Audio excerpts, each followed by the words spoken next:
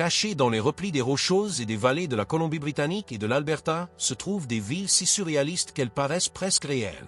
Imaginez des wapitis traversant les rues principales, des trains disparaissant dans des tunnels creusés dans les montagnes et des villages complètement fermés sous le souffle du vent. Ce sont des endroits où survie et beauté sont indissociables, où l'isolement crée sa propre culture, et où la démographie, l'économie et la vie quotidienne s'adaptent à la géographie elle-même.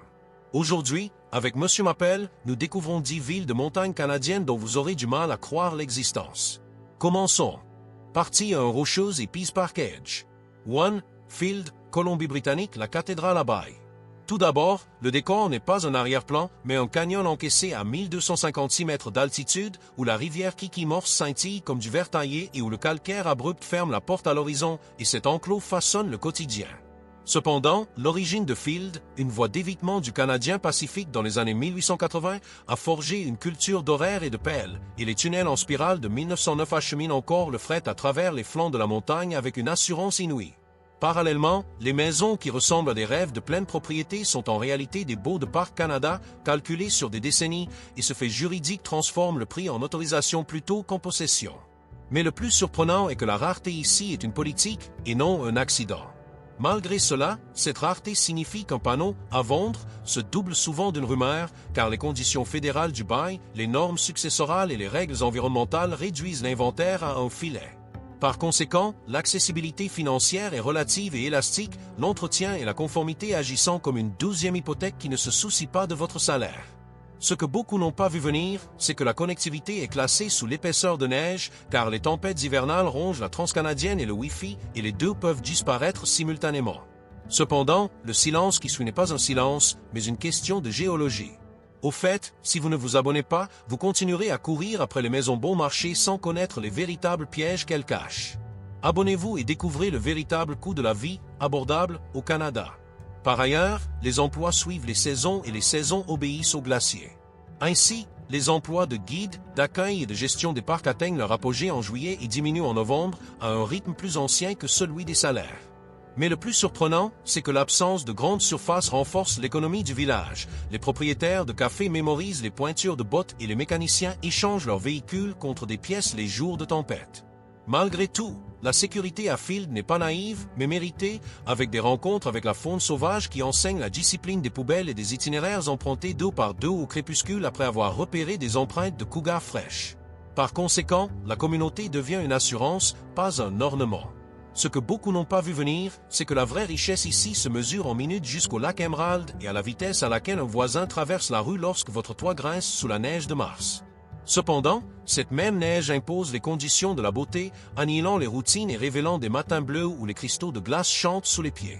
Pendant ce temps, tandis que la lueur des Alpes baigne les tunnels en spirale et qu'une locomotive souffle sous le mont Cathédrale, la ville réévalue la valeur d'une maison bon marché par rapport au prix de rester sur place. Mais le plus surprenant, c'est que ce bilan s'équilibre souvent dans la joie.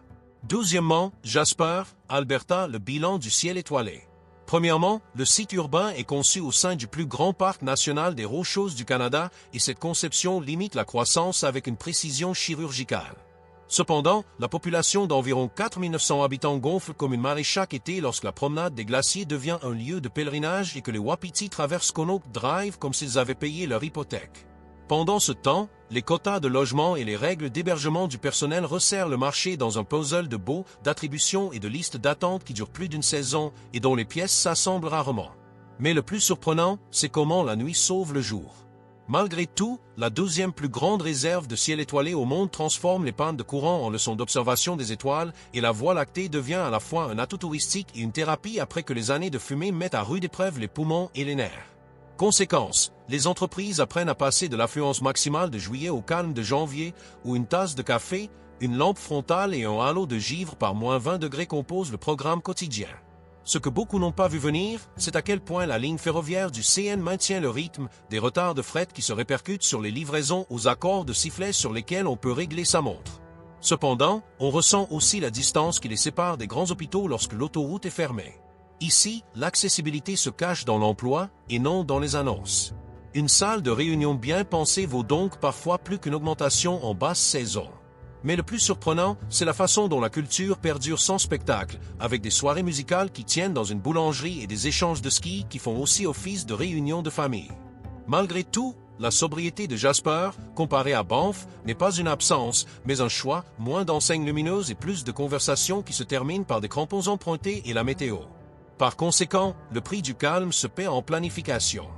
Ce que beaucoup n'ont pas vu venir, c'est que Jasper récompense ceux qui lisent la météo comme des livres saints et qui acceptent qu'une route fermée puisse être un cadeau si elle préserve le calme de la vallée. Cependant, la dignité dans les petits espaces est pratique, construits avec des pneus neige, du gaz poivré et un congélateur qui ne reste jamais vide bien longtemps.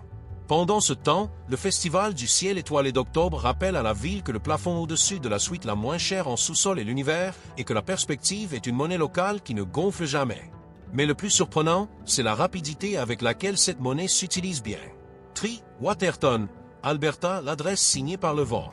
D'abord, la géographie est saisissante comme une note de falaise, là où la prairie se heurte aux rocheuses, et la ville est intégrée à un parc de la paix de l'UNESCO, dont le glacier du Montana est le jumeau méridional. Pourtant, moins d'une centaine de résidents permanents font la queue en hiver, lorsque les volets se baissent et que le célèbre hôtel Prince of Wales se dessine comme une silhouette sur fond d'écume blanche aux reflets argentés. Pendant ce temps, l'accessibilité apparaît comme un mirage lorsque les prix hors saison fléchissent, mais le grand livre ajoute des postes nommés Chinook, rafales et vacances que les tableurs municipaux n'ont jamais appris à prononcer. Mais le plus surprenant, c'est que le vent dicte les règlements. Malgré cela, les goûts de Waterton figurent parmi les plus ardents du Canada et il réorganise les jours, les livraisons et les tempéraments avec la même autorité, tandis que les chaises de terrasse migrent comme des oiseaux effrayés en novembre.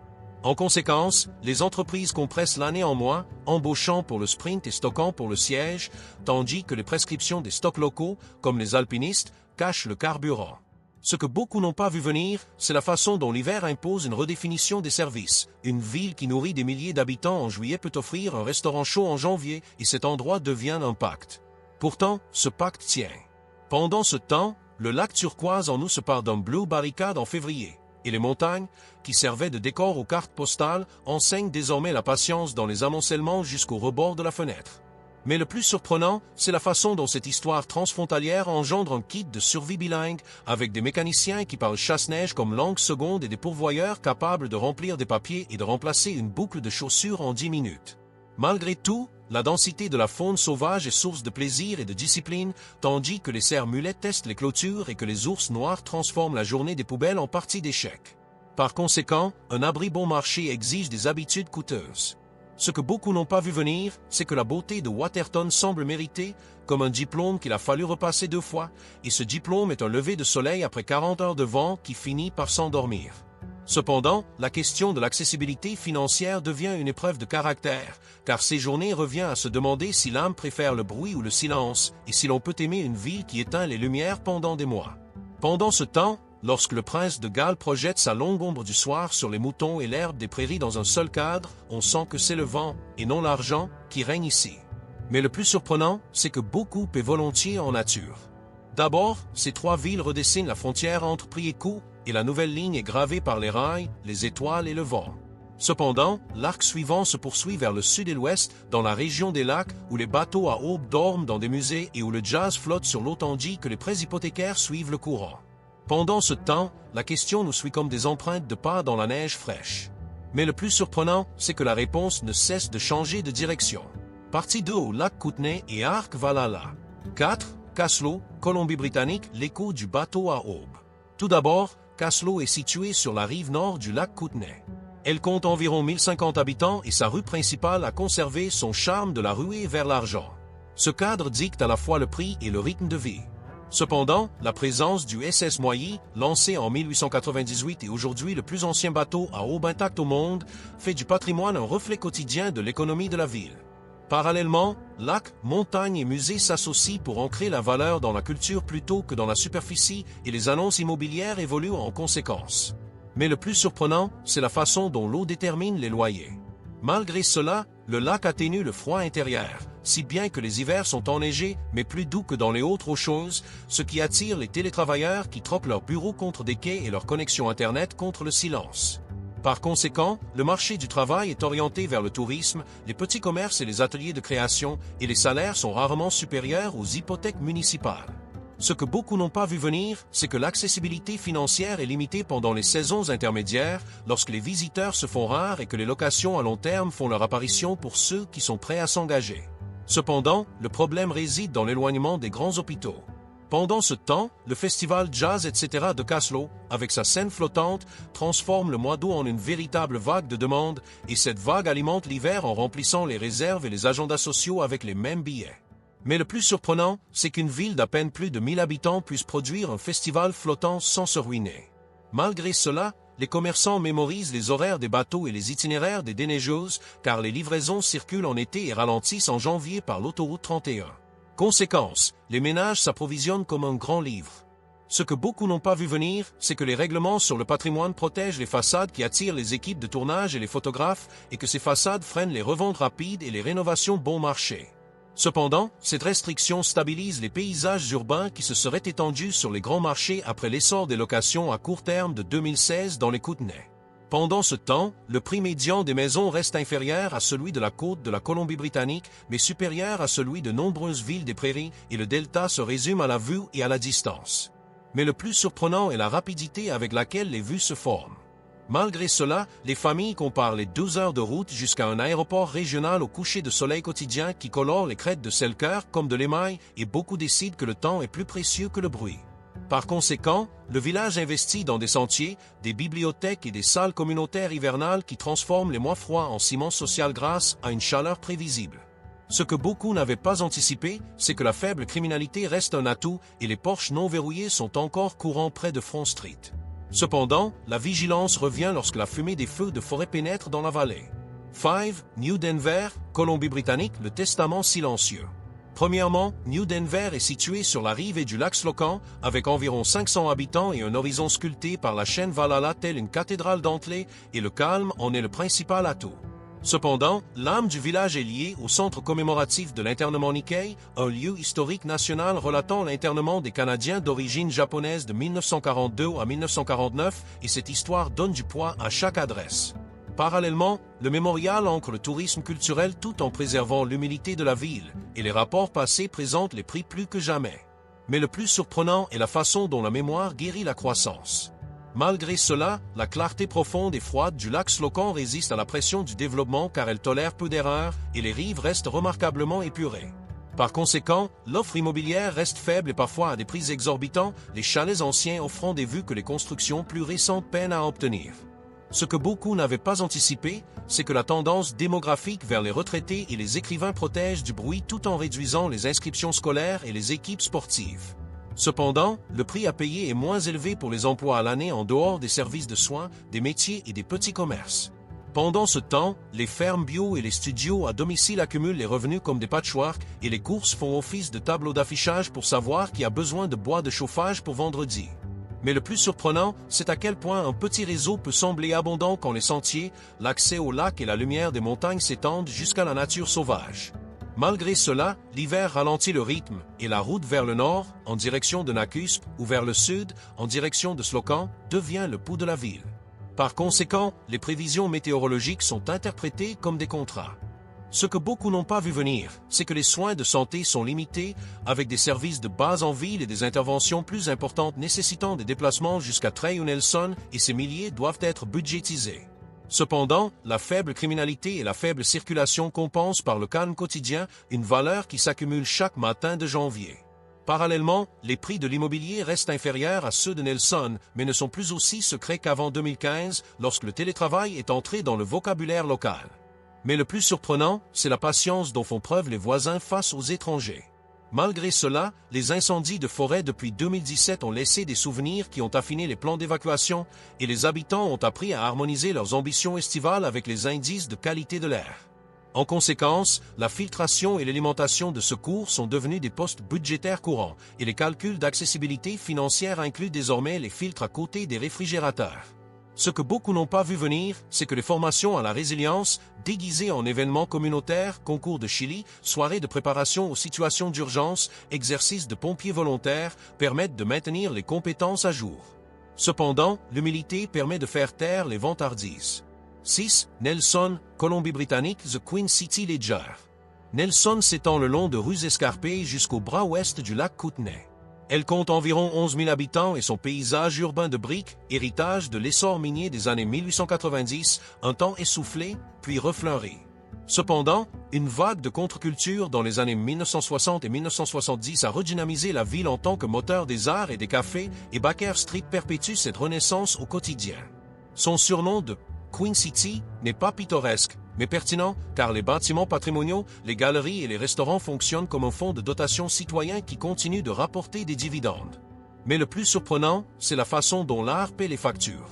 Malgré cela, les jeunes entreprises technologiques et les équipes à distance louent désormais des bureaux à l'étage, au-dessus des machines à expresso, et la bande passante autrefois faible permet désormais les appels vidéo pendant les chutes de neige. Par conséquent, la demande de logement a dépassé l'offre et les prix ont grimpé plus vite que de nombreux salaires après 2016, avec des taux d'inoccupation faibles, même en basse saison. Ce que beaucoup n'avaient pas anticipé, c'est la façon dont les locations à court terme ont déclenché des débats qui ont divisé les quartiers, puis se sont transformés en politique visant à équilibrer le tourisme avec les mardis matins. Pourtant, cet engagement freine encore les nouveaux arrivants. Par ailleurs, la station de ski de Whitwater, à 15 minutes de là, ajoute une densité de poudreuse qui attire les travailleurs saisonniers et les touristes hivernaux et qui se répercute dans les renouvellements de baux chaque septembre. Mais le plus surprenant, c'est la cohabitation de l'énergie d'une station de ski avec le calme d'une bibliothèque, souvent située dans la même rue. Malgré cela, les familles trouvent des écoles, des programmes artistiques et des sports pour les jeunes qui occupent leurs soirées et la compacité de la ville permet des horaires adaptés sans autoroute. Par conséquent, la qualité de vie se résume à de courtes promenades. Ce que beaucoup n'avaient pas anticipé, c'est que l'aéroport de Castlegar, surnommé Cancelgar en raison de ses vols imprévisibles, enseigne la redondance à ses dépens chaque hiver. Pourtant, les résidents triangulent simplement entre Spokane, Cranbrook et Kelowna lorsque le plafond de la vallée est trop bas et les plans s'ajustent comme des chasse-neige. Entre-temps, la fumée des feux de forêt depuis 2017 a appris à la ville à traiter l'air comme une infrastructure, en ajoutant des refuges pour un air plus pur et des conseils communautaires à son programme annuel. Mais le plus surprenant est que même la fumée ne peut ternir les fresques murales. Pourtant, la question de l'accessibilité financière à Nelson est moins à quel point. Car les loyers peuvent être chers, mais la vie quotidienne est récompensée par le charme piétonnier et la densité de l'animation. Par conséquent, beaucoup acceptent des espaces plus petits, des coopératives et des colocations créatives en échange de festivals qui transforment les trottoirs en salons.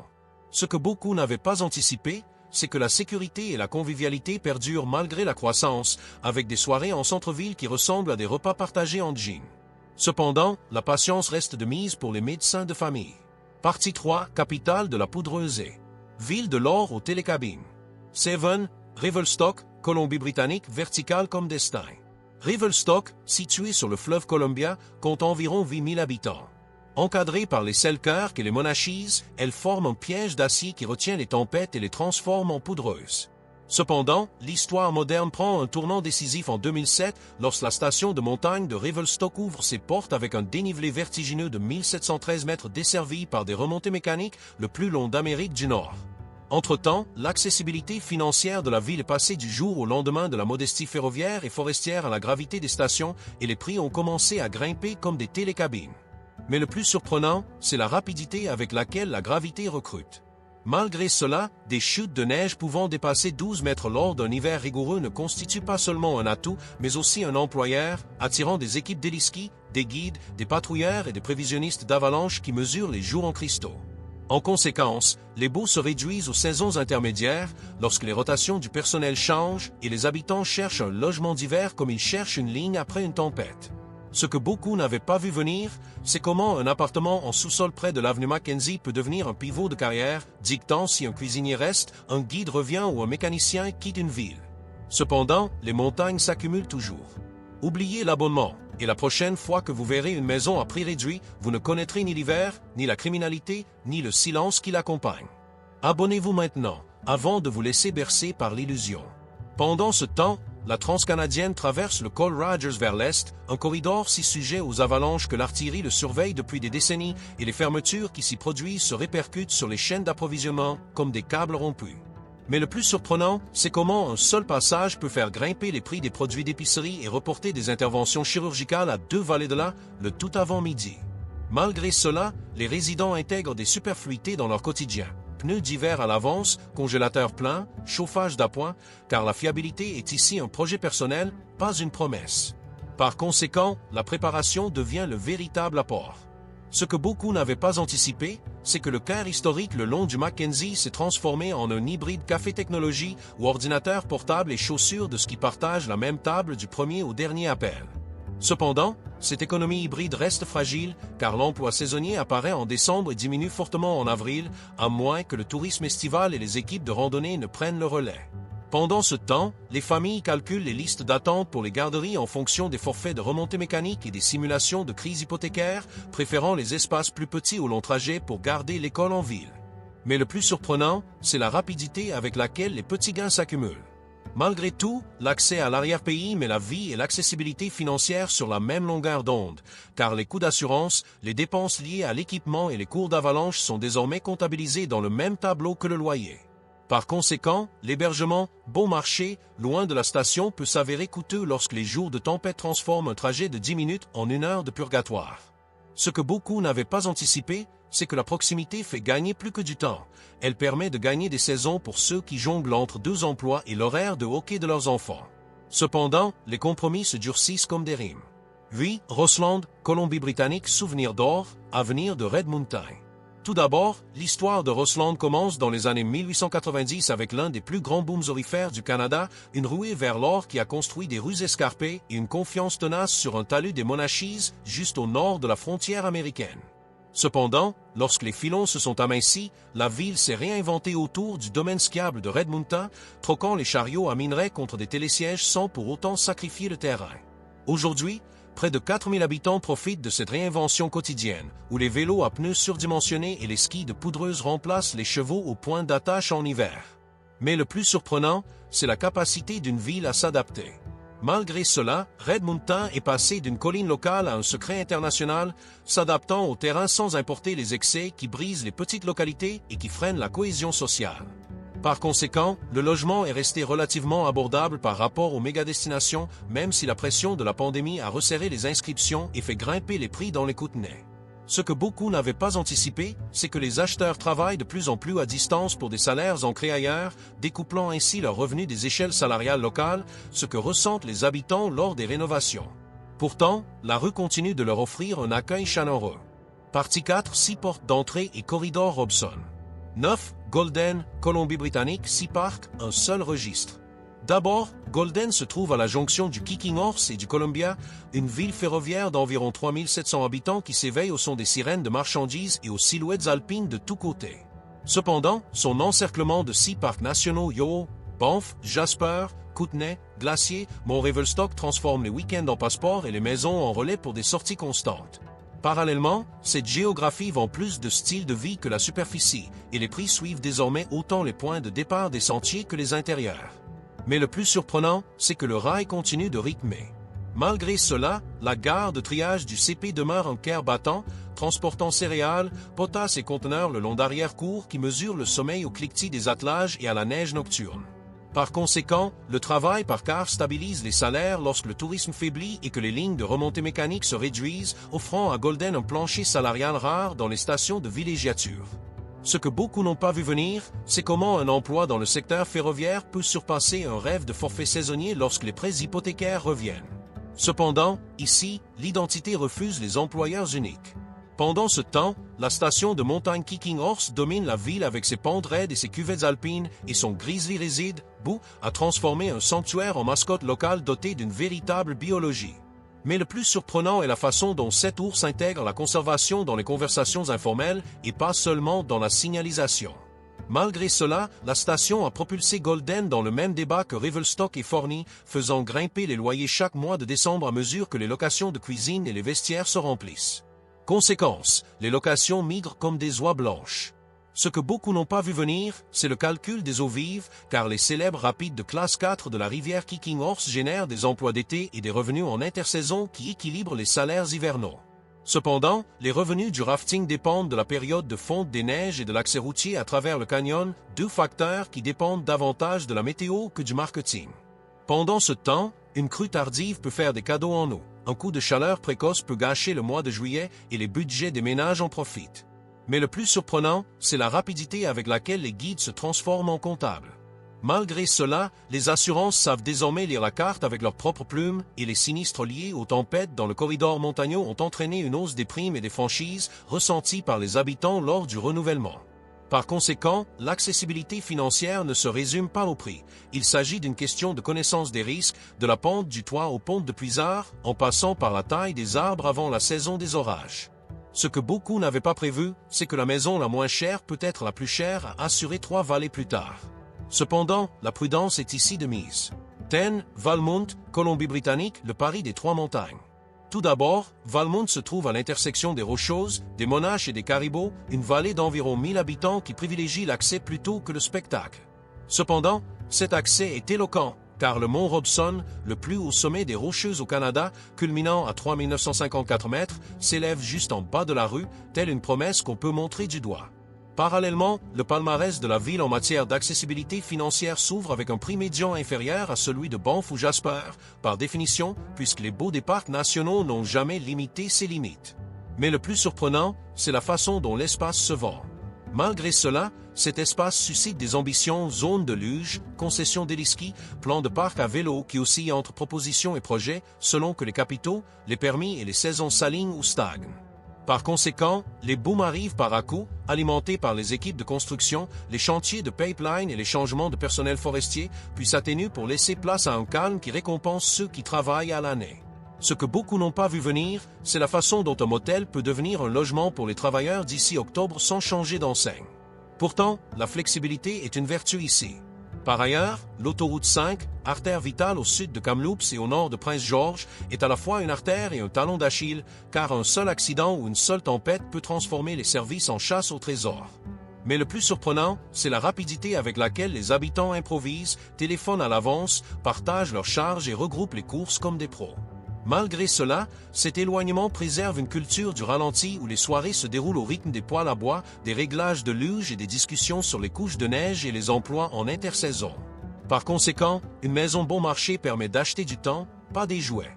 Ce que beaucoup n'ont pas vu venir, c'est la façon dont les couloirs d'avalanche encadrent la vie, même au pied des hauts sommets, car les routes d'accès et les blocs de coupe passent sous des pentes qui imposent le respect.